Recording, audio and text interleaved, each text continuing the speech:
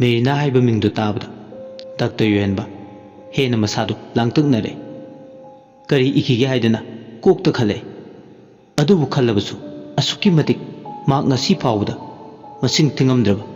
असी भक्सांग कयागे पोस्टमार्टम तौख्रे अदुना मेरीनागी मसी मतांगदा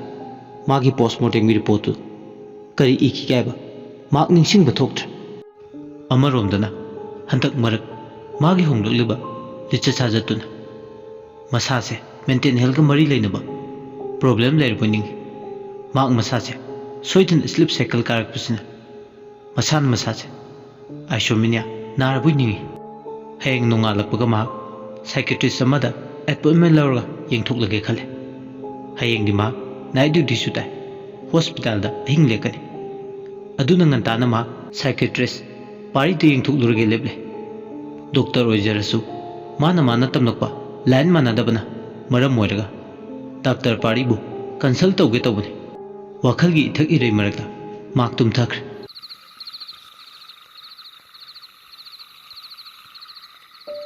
मथंगी नुमिनि nganta hogutuna मागी तौगदब मतौसिंगदो लोइसिंदुना hospital लोमदा लाए गाड़ी दु लेप्तना थरकपने इहान हाना वांखैदा लेबा डॉक्टर पारी गिमदा लाए ngasa ayu ngantana डॉक्टर मसेन गोरे ममानबो इन सुतिनबनिना फॉर्मल ओइना अपॉइंटमेंट लौद्रगसु इनफॉर्मल ओइना लवे डॉक्टर युहनबा वांखैरोमदा लाए मागी कारदु मफम साना पाक तोरमदगा डॉक्टर पारी की मनाक्ता चंगे पारी अमदी युहनबा अयु अदुदा गुड मॉर्निंग हाइदना ग्रीट तवे युहनबा उबदा डॉक्टर पारीना करी नुंगाइतबा लेरे युहनबना मागी प्रॉब्लम सिंगदो एक्सप्लेन तवे मरुइना तुम्बा यादबा इंसोम्निया मानबा सिम्टम्स मैम उलकबा मागी स्लीप रिलेटेड डिसऑर्डर इंसोम्निया सोइदन ओइरंगुनि हाइदना मसादा चिंगनबदो हाइरमे डॉक्टर पारी युहनबगी नुंगाइतबा सिंगदो तारबा मतु करी तौबा यारबगे हाइबदो खन्थे तुम्बा यानबा हिदाक खरा इरे अदुबु हिदाकसी मान हॉस्पिटल सिदा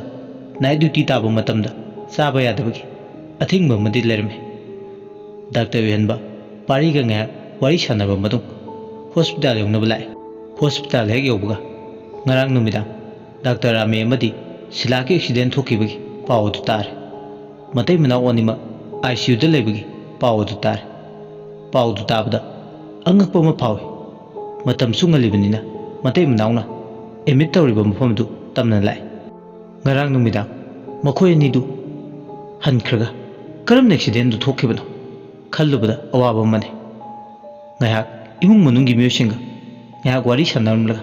masu hospital da duty to bulai hospital yorlasu masado hena ka hena charang khoirang na babdo phawbo roble khitang to boyade hadak maruk matang cha cha da yam sensitive oigale wakhal yam na khale accident yi topic tuna mangonda kok sanaba machak ama habdu ore doctor yuhenba मागी duty दुदा माइपुनना पुनबदि होनाजे अदुबु हे हे accident दुगी अफमदना मंगोंदा चरांग खोयांग नबदि फावले हेखाइ थिंगाइबा पीबा ओइना थोले मागी night shift की timing सु चपचाना होरे मागी table दुदा लेरिंगे पथपुम धरबा असी भक्सांग मसक लफों खंगद्रबा मा पुलिस की 407 गाड़ी धापलगा हॉस्पिटल दुदा पुरे असी भक्सांग दुगी मरमदा खुदक्तगी इन्वेस्टिगेशन जो चथनबा पोस्टमार्टम तौबा तागी डॉक्टर युहनबा ऑटोप्सी रूम लोमदा मागी कलिक डॉक्टर पामय अमदी डॉक्टर रेजिना गलोइनना पोस्टमार्टम तौनबा थौरांग तौरमे असी भक्सांगदुना मागी मिनमांगदा खिंदुना लेरबदा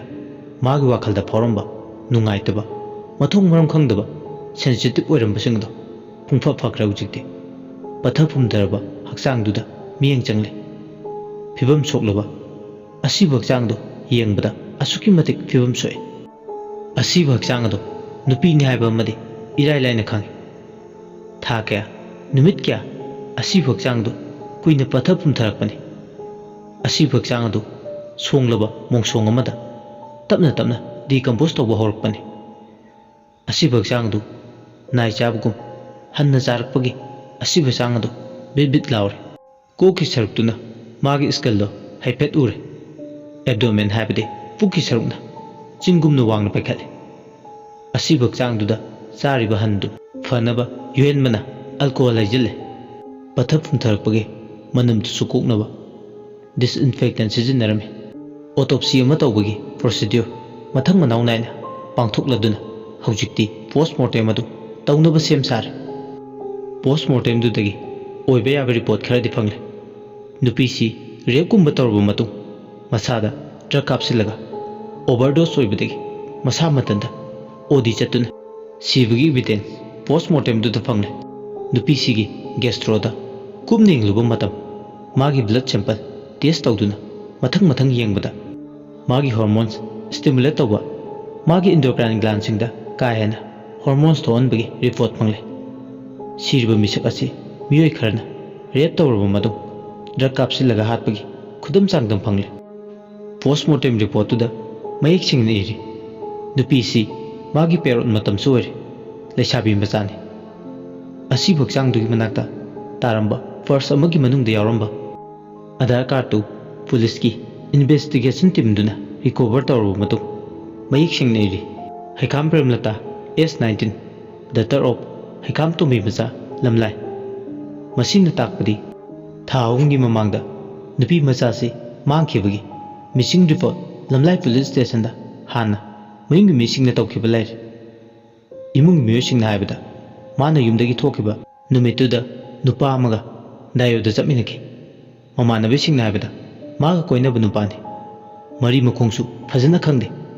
ꯗꯥꯏꯌꯣꯗꯣ ꯅꯝꯕꯔꯁꯨ ꯈꯪꯗꯦ ꯅꯨꯃꯤꯠꯇꯨ ꯌꯥꯝ ꯍꯔꯥꯎꯅ ꯊꯣꯛꯈꯤ ꯃꯥꯒ ꯂꯨꯅ ꯇꯤꯟꯅꯕꯤ ꯃꯃꯥꯟꯅꯕꯤꯗꯨꯗ ꯃꯍꯥꯛ ꯐꯦꯁꯕꯨꯛꯇ ꯈꯪꯅꯕ ꯅꯨꯄꯥꯁꯤꯗ ꯆꯦꯜꯂꯒꯅꯤ ꯍꯥꯏꯔꯝꯕꯅꯤ ꯊꯤꯉꯥꯎ ꯂꯩꯉꯥꯎ ꯏꯟꯈꯠꯂꯛꯄꯒꯤ ꯉꯥꯎꯕ ꯃꯇꯝ ꯑꯣꯏꯕꯅ ꯄ꯭ꯔꯦꯝꯂꯇꯥ ꯅꯨꯃꯤꯠ ꯑꯗꯨꯗ ꯃꯃꯥꯟꯅꯕꯤꯗꯨꯗ ꯆꯦꯜꯂꯒꯅꯤ ꯍꯥꯏꯔꯝꯃꯤ ꯑꯗꯨꯕꯨ ꯅꯨꯃꯤꯠꯇꯣ ꯃꯍꯥꯛ ꯌꯨꯝꯗꯨꯗ ꯍꯜꯂꯛꯈꯤꯗ꯭ꯔꯦ ꯃꯃꯥꯟꯅꯕꯤꯗꯨꯅ ꯍꯥꯏꯕꯗꯒꯤ ꯏꯃꯨꯡ ꯃꯅꯨꯡꯒꯤ ꯃꯤꯑꯣꯏꯁꯤꯡꯁꯨ ꯃꯍꯥꯛ ꯆꯦꯟꯈ꯭ꯔꯦ ꯍꯥꯏꯗꯨꯅ ꯂꯩ ꯅꯣꯡꯉꯥꯜꯂꯒ ꯄꯥꯎ ꯍꯥꯏꯗꯣꯛꯄ ꯁꯣꯏꯗꯅ ꯂꯥꯛꯀꯅꯤ ꯍꯥꯏꯗꯨꯅ ꯅꯤꯡꯉꯥꯏꯗꯅ ꯂꯩꯊꯣꯛꯏ ꯑꯗꯨꯕꯨ ꯃꯊꯪꯒꯤ ꯅꯨꯃꯤꯠ ꯅꯣꯡꯉꯥꯜꯂ ꯐꯥꯎ ꯍꯥꯏꯗꯣꯛꯄ ꯂꯥꯛꯇ꯭ꯔꯕꯗꯨꯗꯗꯤ ꯂꯝꯂꯥꯏ ꯄꯨꯂꯤꯁ ꯁ꯭ꯇꯦꯁꯟꯗ ꯅꯣꯡꯃ ꯑꯃ ꯍꯧꯈ꯭ꯔꯕ ꯃꯇꯨꯡ ꯃꯤꯁꯤꯡ ꯔꯤꯄꯣꯔꯠ ꯇꯧꯔꯦ ꯃꯍꯥꯛ ꯃꯥꯡꯈꯤꯕꯒꯤ FIR ꯑꯃ ꯆꯟꯁꯤꯜꯂꯦ ꯀꯌꯥ ꯋꯥ ꯉꯥꯡꯗꯕ ꯍꯥꯏꯗꯣꯛꯇꯕ ꯂꯤꯊꯣꯛꯇꯕ ꯃꯤꯗ ꯑꯣꯏꯔꯨꯕꯅ ꯀꯅꯥꯝꯇꯅ ꯄ꯭ꯔꯦꯝꯂꯇꯥꯒꯤ ꯃꯔꯝꯗ ꯈꯪꯕ ꯉꯝꯂꯝꯗꯦ ꯄ꯭ꯔꯦꯝꯂꯇꯥꯒ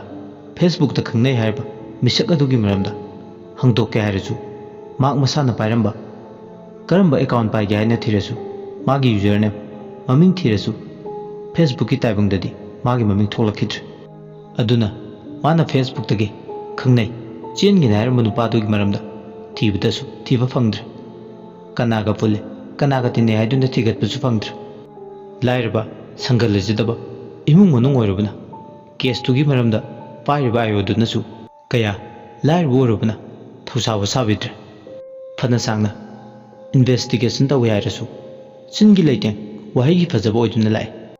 ꯇꯧꯔꯤꯔꯥ ꯇꯧꯗ꯭ꯔꯤꯔꯥ ꯍꯥꯏꯕꯗꯤ ꯈꯪꯗꯦ ꯑꯗꯨꯕꯨ ꯆꯤꯟꯗꯗꯤ ꯇꯧꯏ ꯇꯞꯅ ꯂꯪꯂꯥ ꯂꯪꯖꯤꯟ ꯁꯣꯏꯗꯅ ꯄꯨꯊꯣꯛꯄ ꯉꯝꯂꯅꯤ ꯍꯥꯏꯗꯅ ꯄꯨꯂꯤꯁꯁꯤꯡꯒꯤ ꯃꯥꯏꯀꯩꯗꯒꯤ ꯊꯥꯖꯕꯗꯤ ꯄꯤꯔꯛꯏ ꯑꯗꯨꯕꯨ ꯅꯣꯡꯃꯇ ꯃꯆꯥꯒꯤ ꯃꯋꯥ ꯃꯄꯥꯎ ꯇꯥꯈꯤꯗ꯭ꯔꯦ ꯉꯁꯤ ꯃꯆꯥꯒꯤ ꯑꯁꯤꯕ ꯍꯛꯆꯥꯡꯅ ꯕꯥꯔꯨꯅꯤ ꯆꯤꯡꯈꯣꯡꯗ ꯇꯥꯗꯨꯅ ꯂꯩꯔꯝꯂꯦ ꯍꯥꯏꯕꯒꯤ ꯄꯨꯂꯤꯁ ꯁ꯭ꯇꯦꯁꯟꯅ ꯀꯣꯜ ꯇꯧꯔꯛꯂꯕꯗ ꯃꯆꯥꯒꯤ ꯑꯁꯤꯕ ꯍꯛꯆꯥꯡꯗꯣ ꯌꯦꯡꯅꯤꯡꯕꯅ ꯃꯆꯥꯒꯤ ꯃꯩꯅ ꯉꯥꯎꯔꯕꯤ ꯄ꯭ꯔꯦꯝꯂꯇꯥꯒꯤ ꯑꯄꯣꯛꯄꯤ ꯑꯃꯗꯤ ꯑꯄꯣꯛꯄ ꯍꯣꯁꯄꯤꯇꯥꯜ ꯗꯝꯅ ꯂꯥꯛꯑꯦ ꯄꯣꯁꯠꯃꯣꯔꯇꯦꯝ ꯇꯧꯕ ꯔꯨꯝꯗꯨꯒꯤ ꯀꯣꯔꯤꯗꯣꯔ ꯃꯄꯥꯗꯨꯗ ꯂꯦꯞꯄꯒ ꯂꯩ ꯑꯄꯣꯛꯄꯤ ꯑꯅꯤꯗꯣ ꯇꯦꯡꯊꯥꯅ ꯑꯣꯏꯅ ꯀꯞꯂꯦ ꯃꯆꯥꯒꯤ ꯊꯋꯥꯏ ꯌꯥꯎꯗ꯭ꯔꯕ ꯍꯛꯆꯥꯡꯗꯨ ꯌꯦꯡꯅꯤꯡꯕꯅ ꯄꯣꯁꯠꯃꯣꯔꯇꯦꯝ ꯂꯣꯏꯔꯗꯨꯅ ꯑꯁꯤꯕ ꯍꯛꯆꯥꯡ ꯑꯗꯨ ꯔꯨꯝ ꯑꯗꯨꯗꯒꯤ ꯏꯟꯊꯣꯔꯛꯂꯦ ꯑꯁꯤꯕ ꯊꯋꯥꯏ ꯌꯥꯎꯗ꯭ꯔꯕ ꯍꯛꯆꯥꯡ ꯑꯗꯨ ꯍꯧꯖꯤꯛꯇꯤ ꯐꯤ ꯑꯉꯧꯕꯅ ꯀꯨꯞꯁꯤꯜꯂꯒ ꯄꯨꯊꯣꯔꯛꯄꯗꯨꯗꯗꯤ ꯍꯦꯟꯅ ꯑꯣꯟꯅ ꯊꯣꯏꯅ ꯀꯞꯂꯦ ꯃꯆꯥꯒꯤ ꯐꯤꯕꯝ ꯃꯊꯣꯡ ꯈꯪꯗ꯭ꯔꯕ ꯑꯗꯨꯗꯗꯤ ꯍꯧꯖꯤꯛꯇꯤ ꯂꯣꯏꯔꯦ ꯀꯞꯄꯗ ꯐꯤꯕꯝ ꯆꯥꯗ꯭ꯔꯕ ꯍꯛꯆꯥꯡꯗꯨ ꯎꯕꯗ ꯄ꯭ꯔꯦꯝꯂꯇꯥꯒꯤ ꯑꯄꯣꯛꯄꯤ ꯃꯃꯥꯗꯤ ꯊꯃꯣꯏ ꯃꯆꯦꯠ ꯇꯥꯅ ꯀꯥꯏꯔꯦ ꯇꯝꯊꯤꯔꯕ ꯅꯨꯡꯗꯝ ꯃꯃꯥꯒꯤ ꯅꯨꯡꯗꯝꯈꯣꯜꯅ ꯍꯦꯟꯅ ꯃꯉꯣꯟꯗ ꯇꯥꯏꯅꯐꯝ ꯈꯪꯗꯕ ꯍꯥꯏꯕꯗꯨ ꯑꯣꯏꯔꯦ ꯀꯞꯂꯤ ꯃꯆꯥꯒꯤ ꯑꯁꯤꯕ ꯍꯛꯆꯥꯡ ꯑꯗꯨ ꯀꯣꯟꯗꯨꯅ ꯑꯣꯛ ꯈꯣꯡꯅ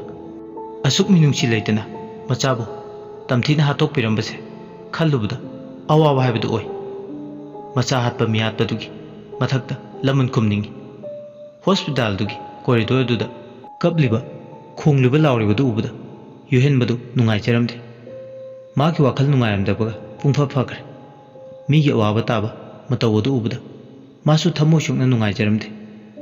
मियोइबा हाबसे खुबा खुनमनि अदुबु मिचंग संगा लेते लाइरे उसितन मी बहंतन तौबा खोंग्यागे उफुलगुम खनबा खुद हलकपा ngamlaroidaba मीदो ओनसिलगा खुद थारगा अकनब सपदी लांगेनि ngasi premna tagi misisu lairbabu ina khunmana tuhатпиबा नैथatpibagi saklone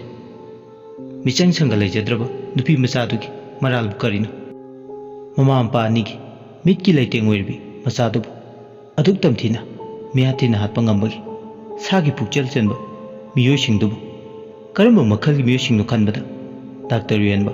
wakhal adomda attention pijarame asi bakchangdu imung manung amadi police station ga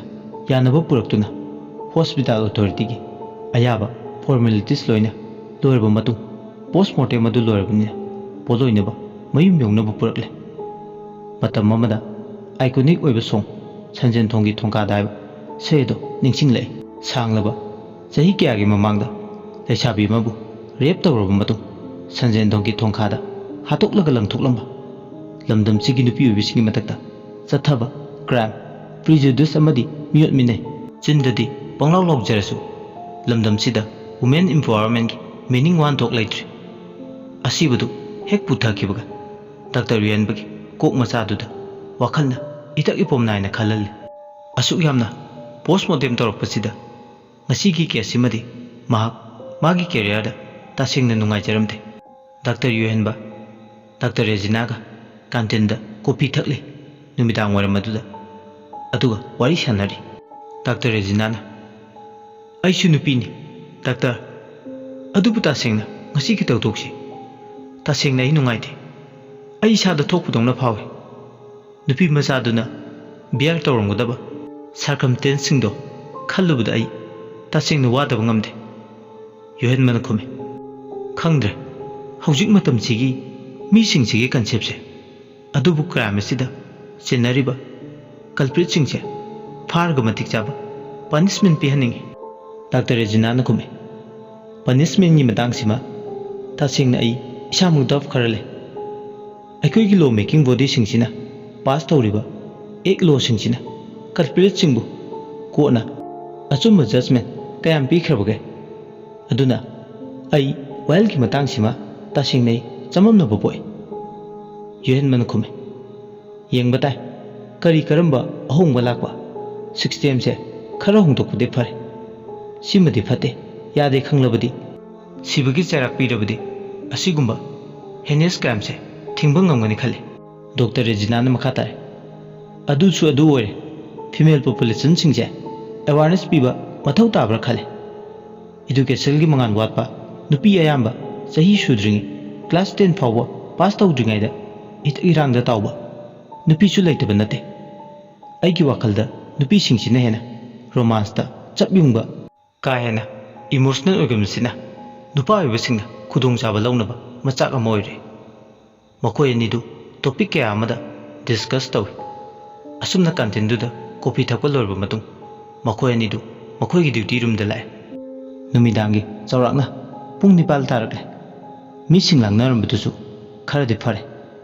doctor regina ga yuhenmaga numitugi night duty tare tapna tapna matamna sum haukhibana numidangi chawrakna pung 12 mukai khara hele 12 taramda khajikta ngaire doctor regina di uibabu horgle mamit anido usinduna khrap chingba horgle asumna uina makutta nga tharga adumak table duda mamaido upsillaga tumkhre somdana doctor yuhenbadi table duda phamna magi hanagi pakhiba human psychology gi maramda iba larik adu pare larik tu pana larik ki akupa wai singdo madu yuan thokta tawduna leringe nupi kapagi makhol ama tare